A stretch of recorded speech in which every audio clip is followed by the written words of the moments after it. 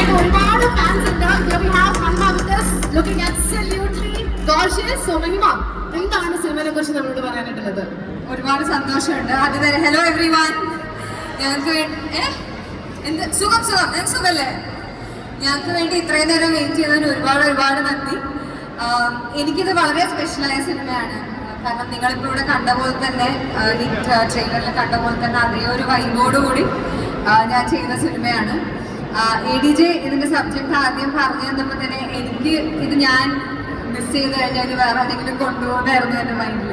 അപ്പോൾ ഈ ഓപ്പർച്യൂണിറ്റി എനിക്ക് തന്ന ADJക്കും ആഷിഖ് ഉസ്മാൻ സാറിനും ഞാൻ നന്ദി അറിയിക്കുകയാണ്. ആൻഡ് ഞങ്ങളുടെ ടീം അടിപൊളി ടീം. ആദ്യം എനിക്ക് എന്താണെന്നറിയാം, ഇവരൊക്കെ ഒരുപാട് ഓൾറെഡി മുന്നേ പരിചയമുള്ള ആൾക്കാരാണ്.